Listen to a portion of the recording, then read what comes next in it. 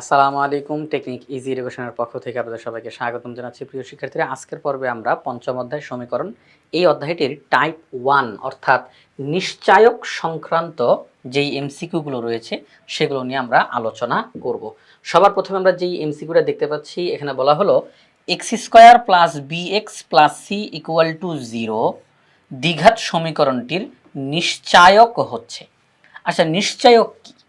যখন আমাদেরকে একটা দ্বিঘাত সমীকরণ দেওয়া থাকে, এটা কিন্তু এই মুহূর্তে দ্বিঘাত সমীকরণের আদর্শ রূপে আছে, দ্বিঘাত সমীকরণের আদর্শ রূপ। তো এই যে দ্বিঘাত সমীকরণটা, এটার নিশ্চায়ক জিনিসটা কি? নিশ্চায়ক হচ্ছে b square minus 4ac, b square minus 4ac। B হচ্ছে এই যে এক্স টু দি পাওয়ার 1 যেটা, তার যে সহগ এটা হচ্ছে বি, এক্স স্কোয়ারের যে সহগ এটা হচ্ছে এ, আর এই যে লাস্টে চলক বর্জিত বা চলক মুক্ত যেই পদটা এটা হচ্ছে সি। তাহলে এক্স স্কোয়ারের সহগ এটা হচ্ছে এ, এক্স এর সহগ এটা হচ্ছে বি, আর চলক ছাড়া যেটা এটা হচ্ছে সি। তো নিশ্চায়ক নিশ্চায়ক বের করা হয় কিভাবে করে? বি স্কোয়ার মাইনাস 4ac, এই সূত্রটা অ্যাপ্লাই করে, এই ফর্মুলাটা অ্যাপ্লাই করে নিশ্চায়ক নির্ণয় করা হয়। তাহলে আমরা দেখতেছি এই চারটা অপশনের মধ্যে গ নাম্বারে এটা দেওয়া আছে, বি স্কোয়ার মাইনাস 4ac।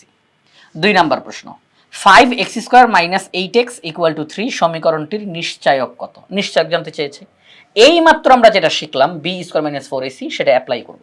কিন্তু অ্যাপ্লাই করার আগে দ্বিঘাত সমীকরণটাকে আদর্শ রূপে প্রকাশ করে নিতে হবে। যেই সমীকরণটা আমাকে দিল, এটার নিশ্চায়ক বের করতে বলল, সর্বপ্রথম এই সমীকরণটাকে আগে আদর্শ রূপে নিয়ে আসতে হবে। কেমন? এখানে লেখা আছে 5x square minus 8x equal to 3। না, ইকুয়াল টু 3 তে আমরা রাখবো না, আমরা সমান চিহ্নের ওই পাশে 0 রাখবো, এই 3 কে এই পাশে পাঠিয়ে দিব।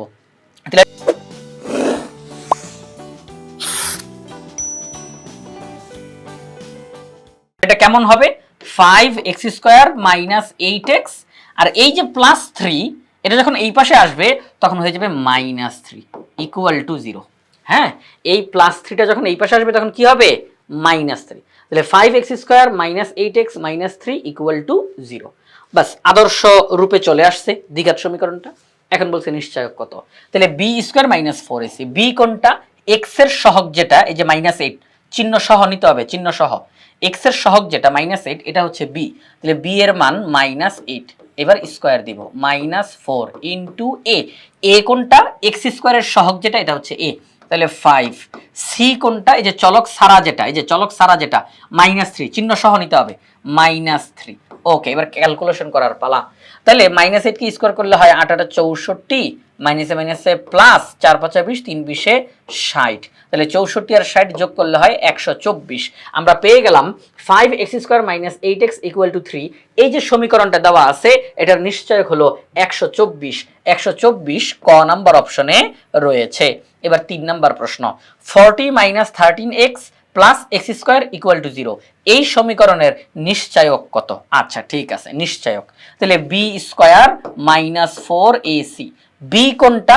এক্স এর সহগ যেটা, এক্স এর সহগ মাইনাস 13, মাইনাস 13 স্কোয়ার দিব, মাইনাস দিব 4 ইন্টু এ। এ কোনটা? এক্স স্কোয়ারের সহগ। প্রিয় শিক্ষার্থীরা, এক্স স্কোয়ারের সহগ হচ্ছে 1, এক্স স্কোয়ারের সহগ হচ্ছে 1। আচ্ছা 1 ইন্টু সি, সি কোনটা? চলক সারা যেটা, এই যে চলক সারা, এই যে দেখেন, এই যে চলক মুক্ত, চলক মুক্ত, এই যে 40। তাহলে এই 40 হচ্ছে সি এর মান। তাহলে মাইনাস 13কে যদি স্কোয়ার করি, 13 13 169, মাইনাস 4 40 160, 169 থেকে 160 বিয়োগ করলে হয় 9। তাহলে 9 এখানে ঘ নাম্বার অপশনে রয়েছে। তো প্রিয় শিক্ষার্থীরা, পঞ্চম অধ্যায় সমীকরণ এই অধ্যায়টির প্রথম যেই টাইপটা ছিল নিশ্চয়ক সংক্রান্ত, এই টাইপের এমসিকিউ গুলো আমরা সমাধান করে ফেললাম।